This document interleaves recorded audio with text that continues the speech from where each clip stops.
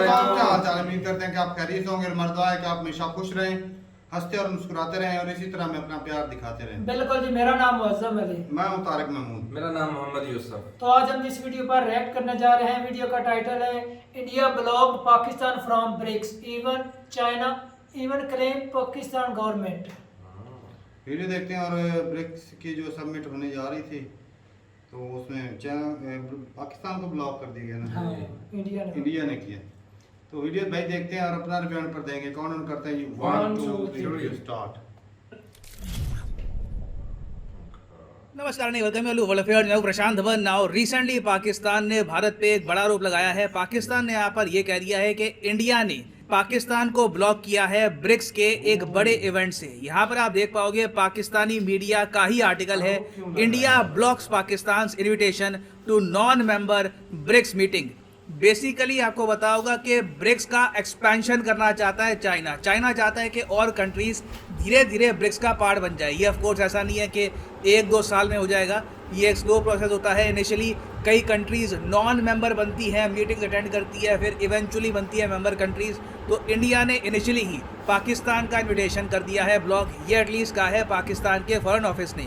हालांकि मैं यहाँ पर ये ऐड करूँगा कि इन लोगों ने इंडिया का नाम डायरेक्टली लिया नहीं है। इन लोगों ने यह कहा है कि ब्रिक्स कंट्रीज में एक मेंबर देश है, उसने हमारा इनवाइट ब्लॉक कर दिया और वो कंट्री हम पे जियोपॉलिटिकल प्रेशर डालना चाहता है। अब ऑब्वियसली ये देश रशिया या फिर साउथ अफ्रीका नहीं होगा, इंडिया ही है इस पर्टिकुलर केस में। तो डिस्कस करेंगे यहाँ पर कि इंडिया ने क्यों ब्लॉक किया होगा पाकिस्तान को ब्रिक्स से, इसका रीज़न क्या है और क्या इंडिया के एक्शंस जस्टिफाइबल है। काफ़ी कुछ यहाँ पे आपको जानने को मिलेगा। A lot to know, a lot to discuss as always. But before we begin, आगे बढ़ने से पहले आपसे एक क्वेश्चन पूछूंगा। कैपस्टोन, ये मिशन आजकल बड़ा न्यूज़ में है कि कैपस्टोन मिशन, एक बार ये मिशन लॉन्च हो गया ना, उसके बाद तो धरती से मून पर जाने का रास्ता है यही कम्प्लीटली चेंज हो जाएगा। ये फ्यूचर स्पेस मिशन के लिए एक पायनियरिंग मिशन माना जाएगा for humanity, for all countries in the world. तो आपको बताना है कि कैपस्टोन मिशन किस स्पेस एजेंसी ने लॉन्च किया है रिसेंटली। एक्चुअली लॉन्च किया नहीं है, इसका लॉन्च फिर से डिले हो गया, मगर एक स्पेस एजेंसी बहुत ही जल्द इसको लॉन्च करने वाली है। तो आपको बताना है कि ये कौन लॉन्च करेगा, नासा, इसरो, जापान की स्पेस एजेंसी या फिर रशिया की स्पेस एजेंसी। कमेंट सेक्शन में सब लोग करो आंसर। सही आंसर मैं आपको दूंगा वीडियो के एंड में, और जिन लोगों का आंसर सही होगा मैं उनको हार्ट दे दूंगा ताकि बाकी लोग भी समझ पाएं कि सही आंसर क्या है। नाउ रिसेंटली ही आपको याद होगा कि ब्रिक्स समिट होस्ट किया है चाइना ने। चाइना में कोविड की सिचुएशन बिल्कुल आउट ऑफ कंट्रोल हो चुकी है, लोग सफर कर रहे हैं, तो इसलिए कोई भी लीडर फिजिकली चाइना में गया नहीं। पूरा समिट हुआ वर्चुअली वीडियो कॉन्फ्रेंसिंग के जरिए।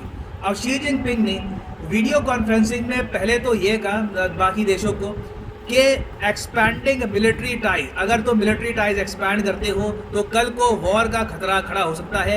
ये ऑब्वियसली यहाँ पर टारगेट कर रहे हैं क्वाड को और जो ये वेस्ट एशियन क्वाड है, I2, U2 ऐसे ग्रुप्स को, कि ये ऐसे जो ग्रुप्स हैं ये नहीं बनने चाहिए।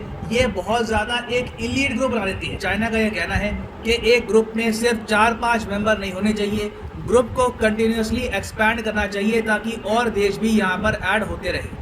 इसलिए चाइना ने रिसेंटली क्या किया कि ब्रिक्स समिट में, ब्रिक्स में 5 कंट्रीज हैं, India, south Africa, Russia, Brazil, China. तो चाइना ने यहाँ पर 13 एडिशनल कंट्रीज को इनवाइट कर दिया। 5 तो ऑलरेडी हैं, तो 13 और इनवाइट हो गई, तो टोटल यहाँ पर 18 कंट्रीज अटेंड करने वाली थी ये बड़ा event.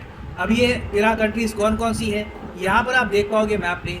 Algeria, Argentina, Egypt, Indonesia, Iran, Kazakhstan, Senegal, Uzbekistan, Cambodia, Ethiopia, Fiji, Malaysia और थाईलैंड। ये सब जो देश है इनको चाइना ने इनवाइट किया, मगर चाइना एक्चुअली यहाँ पर 13 की जगह 14 कंट्रीज़ को इनवाइट करना चाहता था। जो 14th कंट्री यहाँ पर हो सकती थी वो था पाकिस्तान, और पाकिस्तान की सरकार ने यहाँ पर ये कहा है कि हम लोग 14th कंट्री होते बिल्कुल चाइना हमको इनवाइट करना चाहता था, हम तैयार थे, चाइना तैयार था, मगर इंडिया ने यहाँ पर ब्लॉक कर दिया है पाकिस्तान का इन्विटेशन, क्योंकि इंडिया एक परमानेंट मेंबर है ब्रिक्स ग्रुप का और इंडिया ने बहुत सारा पैसा भी डाल रखा है ब्रिक्स बैंक में, न्यू डेवलपमेंट बैंक में। तो चाइना अकेले वीटो करके कोई निर्णय यहाँ पर ले नहीं सकता कि जी हमारे कहने पर पाकिस्तान आएगा, हमारे कहने पर ये होगा। इंडिया की बहुत ही इंपॉर्टेंट से है इस ग्रुप में, तो इनके हिसाब से इंडिया ने ब्लॉक कर दिया पाकिस्तान को। अब पाकिस्तान का जो विदेश मंत्रालय है, उनके जो स्पोक्समैन है आसिम इफ्तिकार, ये यहाँ पर कह रहे हैं कि हम लोग चाहते हैं कि ब्रिक्स जैसे ग्रुप में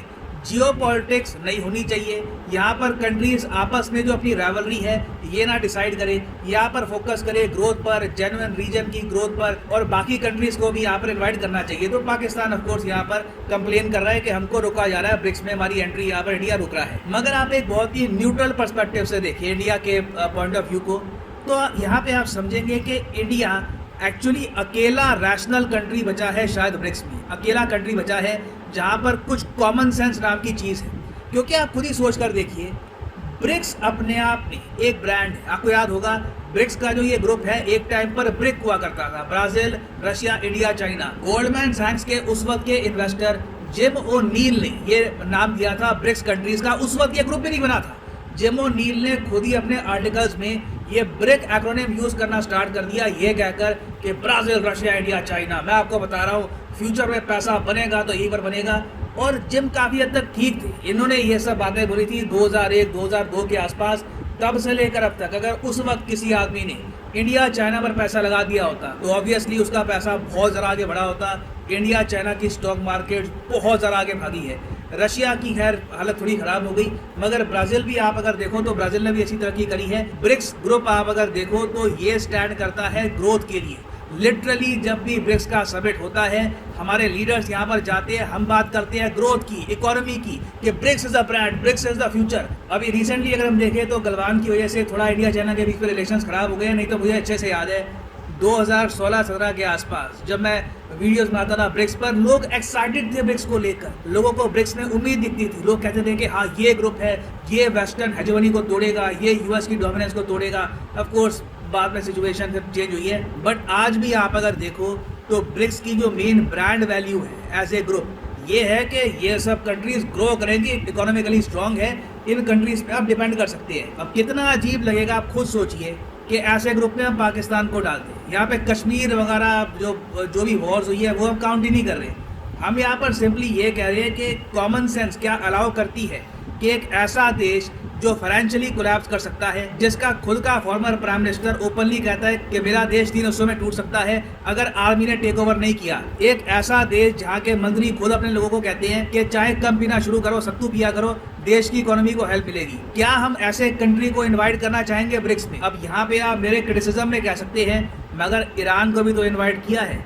ईरान की इकोनॉमी कौन सी स्ट्रांग है? देखो तो ठीक है, सैंक्शंस का काफ़ी दबाव है, मगर ईरान एक बहुत ही बड़ा सेलर है क्रूड ऑयल का। उनके पास जो रिजर्व है ये billions and billions of dollars का है। ईरान आज भी आप अगर देखो तो इकोनॉमिकली उस लेवल की डिसइंटीग्रेशन पे नहीं पहुंचा जहां पर पाकिस्तान पहुंच चुका है। तो क्या सेंस बनेगी कि पाकिस्तान को हम ब्रिक्स में डालें? ये कुछ ऐसे ही आप देखो, क्वाड ग्रुप फॉर्म हुआ, यूएसए ने प्रॉपरली यहाँ पर जो मेन कंट्रीज मैटर करती है उनको ऐड किया।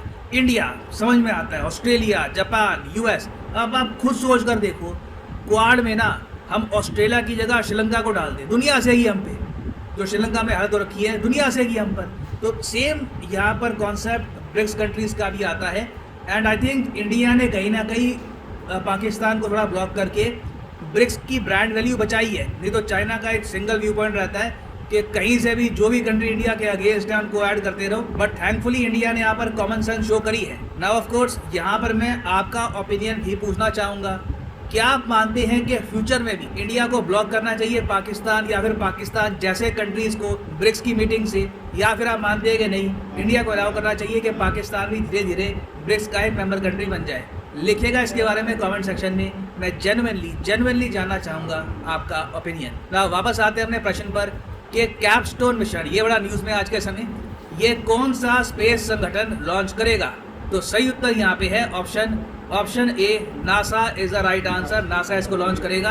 अभी रिसेंटली इसका जो लॉन्च है डिले हो गया है, कुछ प्रॉब्लम्स आ गई थी, मगर कैपस्टोन मिशन बताया जा रहा है कि अर्थविस मून मिशन की शुरुआत है, जहाँ पर कई देश मिलकर यूएसए का साथ देंगे और यूएसए परमानेंट बेसिस बनाएगा मून पर। ह्यूमैनिटी में मैं आपको बता रहा हूँ ये एक पिवटल मूवमेंट है। आज से 50-60 सालों बाद किताबों में लिखा जाएगा कि अर्थमिस मिशन की शुरुआत हुई थी कैपस्टोन मिशन से। तो याद रखिएगा, very important for exam perspective. And finally यहाँ पर मैं ये भी ऐड कर दूं कि अकेडमी के हर एक कोर्स पर, चाहे UPSC, SSC, bank, any course, NEET, IIT, हर कोर्स पर सीधा फ्लैट 20% डिस्काउंट स्टार्ट हो चुका है। सिंपली आपको क्या करना है, फॉर एग्जांपल अगर मान लीजिए आप प्रिपेयर कर रहे हैं लेट्स से फॉर यूपीएससी के लिंक पर करो क्लिक और यहाँ पे आप परचेज कर पाओगे यूपीएससी का कोर्स, और यहाँ पे आप देख पाओगे लिखा है 20% का फ्लैट डिस्काउंट आपको मिलेगा। ये डिस्काउंट 30 जून को मध्य रात्रि में ख़त्म हो जाएगा, तो कुछ ही दिनों का डिस्काउंट आपके पास है। सिंपली यहाँ पे आपको कोड डालना है PD10 और आपको ये 20% का डिस्काउंट मिल जाएगा। यूजुअली जो डिस्काउंट होता है it is around 10%। So use the code PD10, get the flat 20% discount, the prices will follow lot. अगर आप अभी 2-3 साल बाद आराम से यूपीएससी का एग्जाम देना चाहते हैं तो जो 36 महीने का कोर्स है ये भी आप कर सकते हैं purchase, it will help you tremendously. So इसी नोट के साथ ये है वीडियो का अंत। Thank you for listening and as always God bless you all.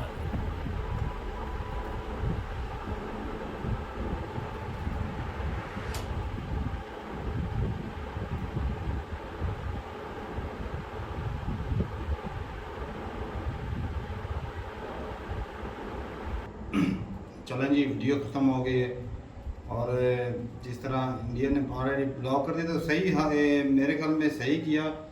ये तो ब्रांड पे धब्बा ही होना था अगर पाकिस्तान जैसा कंट्री अगर इसमें इंटर हो जाता। जिस तरह पाकिस्तान की इकॉनमी चल रही है तो ये खराबी पैदा करने वाली बात थी। और वैसे भी इंडिया नहीं चाहता कि पाकिस्तान जो है वो थोड़ा सा ऊपर उठे। इंडिया की ये भी तो कोशिश होती है साथ में। और बाकी भाई मैं जब सुनता हूँ ना, हम इतनी ज़्यादा वीडियोस देख चुके हैं तो हम क्या देखते हैं जी, I2 U2 जी मीटिंग हो रही है, G7 की मीटिंग हो रही है, G20 की मीटिंग हो रही है, क्वाड की मीटिंग हो रही है, ब्रिक्स की मीटिंग हो रही है। तो मतलब इतनी ज़्यादा मीटिंग्स होती हैं तो इतना अर्सा हो गया वीडियो देखते, मैंने कभी नहीं सुना कि पाकिस्तान OIC की मीटिंग के अलावा कोई और भी मीटिंग करता हो। सही बात है, कभी नहीं सुना कोई ऐसी पाकिस्तान कोई मीटिंग कर रहा हो कि ये मतलब ब्रिक्स में शामिल नहीं होने देगा। इससे अब अमेरिका पाकिस्तान को इस्तेमाल करेगा, चाइना के खिलाफ नहीं, इंडिया ये के खिलाफ। जबरदस्ती पाकिस्तान को अमेरिका की तरफ धकेल रहे हैं। हाँ, जिस तरह अमेरिका पहले भी हमें इस्तेमाल करके मुख्तलिफ कंट्री को अंदर से खोखला करता रहा ना, हाँ, इस तरह अमेरिका दोबारा अब भी वो काम वही फिर रूल शुरू हो अपनाएगा। जाएगा। अगर ब्रिक्स में पाकिस्तान शामिल हो जाता, चलो धब्बा लगता, उनकी गुडविल खराब होती, उससे इंडिया को भी फायदा होना था। इंडिया को अच्छा, इससे मेरा भाई सवाल ये है कि ये जो ब्रिक्स की मीटिंग होगी तो क्या अमेरिका की कोई इस तरह का बयान आया जो ब्रिक्स के खिलाफ हो या वो आलोचना अमेरिका करता का हो? दबाव वगैरह हो। हाँ, क्योंकि अमेरिका नहीं चाहता कि जो ब्रिक्स का जो है मीटिंग अच्छे से हो और उसके डॉलर की जो एक वो मोनोपोली बनी हुई है ना, तो वो खत्म हो ये क्योंकि ब्रिक्स बनाया के इसी वजह सजा रहा ये है। अपनी करेंसी जारी करना चाहते हैं ये कंट्री मिलके। तो इससे तारक भी अमेरिका भी प्रेशराइज कर सकता है इंडिया को। कर सकता है, लेकिन इंडिया किसी को मानता तो है नहीं। हाँ, वो ये बात जो है ना वो आत्मनिर्भर, यही तो बात सिखाती है मेरा भाई। हालांकि अमेरिका के साथ सबसे ज्यादा तो अच्छा, इंडिया अगर की चाइना अब के साथ भी नहीं चाइना बनती। सपोर्ट कर रहा है, जिस तरह भाई खान साहब- बिजनेस माइंड है बंदे, वो लड़ाई झगड़े को छोड़ के हालांकि थोड़ा सा पहले गलवान में हुआ था वो कुछ इंडिया के जो 40-45 बंदे जो है बॉर्डर पर वो शहीद हुए थे।